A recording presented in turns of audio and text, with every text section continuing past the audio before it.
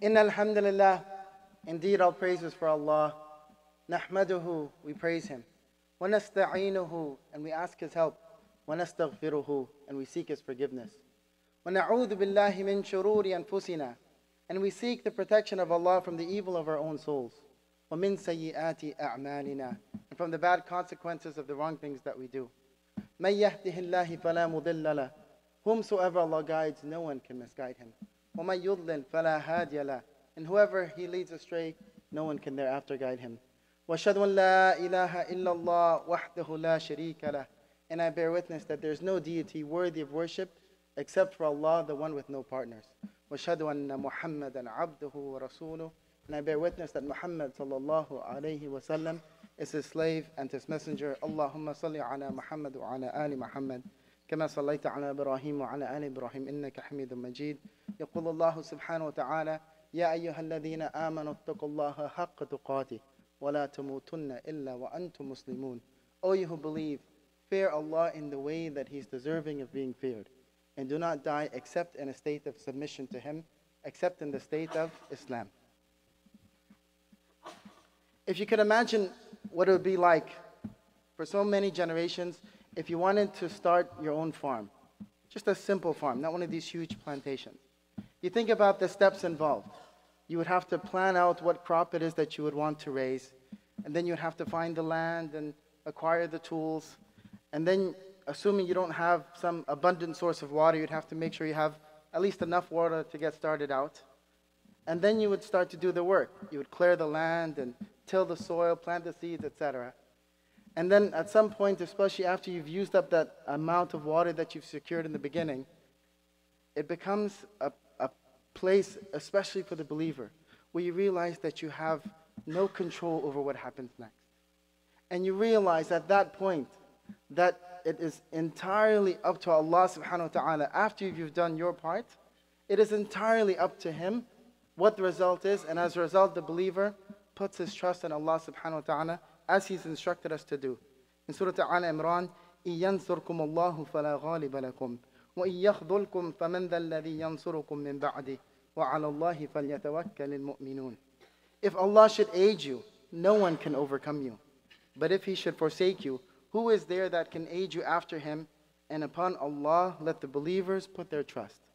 This might be a situation that you could call forced tawakkul, but you don't have any choice. You don't have any choice because you realize that your own helplessness in the situation except to depend on Allah subhanahu wa ta'ala. Now that might be an example that I gave that would be very familiar to so many previous generations that were the audiences of the Quran. But for us and nowadays, we might not be able to, relate to that very much. But it's interesting that there's a contemporary type of example that's very similar. Imagine instead of starting a farm that you were opening your own business, like a modern day business. So you would do the same steps. You would write a business plan and figure out what it is that you'd want to do. And then you would have to, instead of finding land, you'd find an office space and you'd get computers or whatever else that you need to do your business. And then as you would need some type of water to start a farm, you would need some initial startup capital. And then you would get to work and you start producing whatever it is that you do, and you spend the money that you have, and you end up at some point in the same exact position, where you realize that after you've done everything within your means, that the result at this point is entirely up to Allah subhanahu wa ta'ala. And you find yourself in the exact same circumstance where there is no choice except for you to depend on Allah subhanahu wa ta'ala. Whenever you hear about someone starting their own business, and if you were to ask them, why did you do it? Or even if you yourself have entertained the thought, if you ask yourself, why would you do it? They're usually very worldly pursuits. Well, I did it because I wanted some independence. I want to be my own boss. Or I started my own business because I want the flexibility of my schedule. I don't want to work from 8 to 5, Monday through Friday for the rest of my life. And often people sometimes do it because they have certain financial goals. And there's absolutely nothing wrong with those things, myself included. But what I discovered in my experience since I started my own business a little while ago is that even though it was originally a very dunya-related pursuit, that it became for me a very spiritual journey. And that is the topic of my khutbah today, so I just want to disclaim that a little bit. So I generally wouldn't make a khutbah about my own personal experiences, and most of you probably wouldn't appreciate that anyways. But the idea is that we go through so many experiences like that. We have so many pursuits in this life that are really just related to benefiting us in this life. But for any person, and it applies to everyone in this room, for any person that wants to be conscious of Allah subhanahu wa ta'ala, who wants to be of those in the Day of Judgment that Allah subhanahu wa ta'ala categorizes as the muttaqeen. Something so important to every single person, to the extent that the masjid has made this concept of taqwa the theme of this year. For any person who wants to have that characteristic, it doesn't matter what it is that you're pursuing, in that effort to be connected to Allah subhanahu wa ta'ala, even the most worldly pursuit can become a spiritual journey. So even though I might give you some personal examples today, what I hope that you would benefit from it, inshallah, is that you can apply that same type of thinking to whatever it is that you're going on in life. Whatever it is that we're pursuing in life, whether you're starting your own business, or you're going in the corporate world, or you're a student, or you're at home trying to build your family, all of the things that we are intending to do in the dunya very much become spiritual journeys when Allah subhanahu wa ta'ala is in front of us. So I want to share with you a few things that I experienced, and we'll see what lessons we can derive out of it, inshallah. The first of them is what I alluded to in the introduction of the khutbah, this concept of forced tawakkul. So every person, we talk about this concept of tawakkul and putting your trust in Allah, it's addressed so frequently that every believer should have that as a characteristic of their personality, where they're depending on Allah subhanahu wa ta'ala. And when you're working at a company, and I did that for a long time, you think about that, and you realize that your position might not be so secured and stable. Are you going to have a job in so many months from now? Is your position going to get replaced? Something going to happen? But it's different when you're on your own and you're not getting that direct deposit in your account every other Friday. It becomes different when you have to pay every invoice and amount due and contractor payment before you can even think about paying yourself. And it became much more of a real concept, this idea of putting your trust in Allah, when you couldn't even plan on what type of income would be coming in. What I found very interesting, and the reason I wanted to mention this, is that even though that's a constant, that insecurity of your wealth, even though that's a constant, your level of tawakkul was not. Just like we always speak about our iman varies from day to day. Some days you have a lot of faith, and some days you feel a little bit down, and a little bit disconnected. The same thing happened with this concept of tawakkul. So on certain days when you were spiritually connected, and you're putting your trust in Allah in the way that He deserves, on those days you work with a certain sense of optimism and hope. And you work in a modest way. You have to work hard, but you know that since the conclusion, since the result of your actions is up to Allah subhanahu wa ta'ala, you don't have to neglect all your other responsibilities. But then there's other days where you might feel a little bit desperate. You might feel a little bit self-dependent. And on those days, you find yourselves maybe working a little bit excessively, late into the night or through the weekends, and neglecting those other important responsibilities that Allah has ordained for you. And so the point is, in the same way that we encourage people in general, don't take your faith for granted. I'm sure so many of you have seen people who did that, and then they started to slip away, and they started to get involved in things that you were surprised that they would.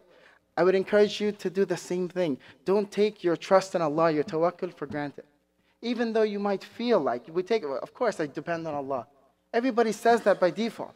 But I experienced it in the most intense way, that it's something that varies. And it's something that you have to keep in check. And more importantly, even though when the scholars discuss this from a technical point of view, they say that tawakkul is an action of the heart. No one knows, except for Allah subhanahu wa ta'ala, how much I'm really depending on Him. But even though it's an action of the heart, it has something that has a very real manifest in the way that you live your life. The second thing that I wanted to share out of my experiences was the concept of pure wealth. Again, and this comes back to the concept of a person who's trying to be conscious and have taqwa of Allah subhanahu wa ta'ala. Every one of us wants our wealth to be something that Allah subhanahu wa ta'ala considers to be pure and accepted by Him. And so we try to take a profession, we try to take a job that falls within that line. And so I thought, for me, I was under the impression that if I go into this business, that I would have control over that. And I wouldn't be forced into circumstances that, would make me uncomfortable. But then I faced a certain reality. And I think that any of you who have gotten involved in business in this day, on this part of the world especially, you realize that it's not such an easy task, even if you are your own boss. So for example, when I was an employee at a company, I went to plenty of business lunches. But most of you know there's a difference in this society between a business lunch and a business dinner. People don't usually drink alcohol at lunch. At dinner, it's different. So you find yourself at these sittings, these gatherings, and you're there for business, you're there for your job, and people start to order and drink alcohol. So what do? You have to make decisions. Are you going to hold a hard line and just walk away from that, afraid to be of the ones that the Prophet ﷺ spoke about, that we're not allowed to sit at a table where alcohol is served? Or are you going to ask for an excuse, and you're going to ask Allah's forgiveness? You're going to look for the fatwa and ask the shuyukh, and I'm not giving any opinion here. I'm just saying that each of us, according to our fear and according to our standard, you're going to have to make some decision and draw some line. Are you going to make yourself feel better about it, excuse it? You're just going to accept the fact that, hey, this is how business is done in America, you got to do it, or go, get out of business? And you go through all these situations like that make you feel very uncomfortable. Another example is, before, where I was just at my desk doing my job, I only had to do that aspect. But you all know when you're owning a business, you wear lots of different hats and you do lots of different things. And one of those is getting involved in the contracts of the business. And there's all these commercial things that you start to question and wonder, is this even allowed for me to engage in? Am I allowed to? And I'm the one signing on the dotted line that I agree on certain aspects of interest and different things. You don't agree to it, you don't get the contract. And you find these things. One of the ones that surprised me the most that I never expected was just in marketing and networking. So when you're in business, you have to, it's known that you have to give a good presentation. You have to present yourself in a way that you seem like a substantial business. But it gets to a point where people exaggerate that, and it becomes a type of deception. Even in business, there's a saying, you got to fake it till you make it. And you see people doing that. I met one person, and he was just like, just him and a business partner.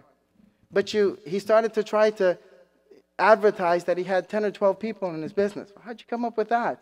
He says, I have an accountant that does my taxes for me, and my lawyer takes legal advice. And basically anybody that served his business in any capacity, he would call them an employee. So for him, that was just giving a big image and impression of his business. For many of us, I think we'd agree that that's a type of deception.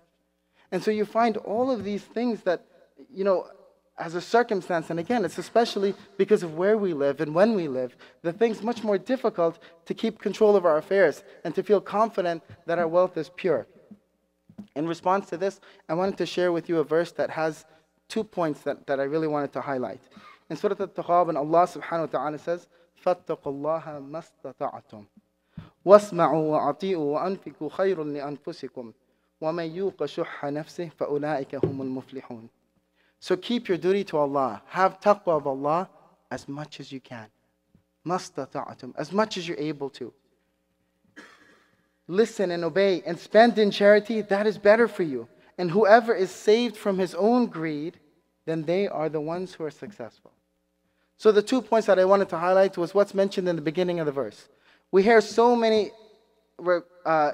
orders from Allah subhanahu wa ta'ala, encouragement from Allah to have taqwa. Here Allah subhanahu wa ta'ala says it with an extra explanation. فَاتَّقُوا اللَّهَ مَسْتَطَعْتُمْ, as much as you can. And the point here is, don't be like those who, forgive the slang, sell out. And just say, well, you know what, brother, you're doing business in America, you just gotta accept it. What happens when you do that? You become desensitized to all the things that we should be very sensitive about. And so whatever decision you make and however you decide to move forward in your life, and again, not just in your business, but with the decisions for your family and your children, in your own life, and anything that you do in life, fear Allah as much as you can. Don't ever give up on the idea of trying to please Allah subhanahu wa ta'ala. You will definitely find yourself in circumstances where it's not easy to do so. It's not always easy. It's not always black and white. What you should be doing, what Allah subhanahu wa ta'ala is going to be pleased with. You could live inside of a box and stay within your boundaries, and really you wouldn't be able to experience any part of the world. I don't think that Allah subhanahu wa ta'ala has expected that of us. And so we have to do our due diligence, and we have to ask the scholars, and you have to ask the imams, what am I allowed to do? What should I do in this situation? But the main point is, don't ever give up. Fear Allah as much as you can. The second point, where Allah subhanahu wa ta'ala encourages us in so many places to give of our wealth, to purify the wealth and to purify ourselves. To purify the wealth and ourselves. It's an interesting reflection when you think about the fact that the Prophet ﷺ was making that encouragement to his companions while he's alive, living in the city of Medina. So if the companions, while the Prophet ﷺ is alive, in Medina of all places, were being encouraged to purify their wealth because maybe it wasn't 100% pure, then of course, what would you expect about the place that we live in? About living in a place dominated by non-Muslims with an entirely different culture, who don't respect our sensitivities to interest and all the other things we're not allowed to do. Definitely, you're going to find it difficult, if sometimes not impossible, to avoid the things that Allah subhanahu wa ta'ala is displeased with. And after fearing Allah as much as you can, give away of your wealth to purify it and yourself. قولوا قولي هذا واستغفر لكم.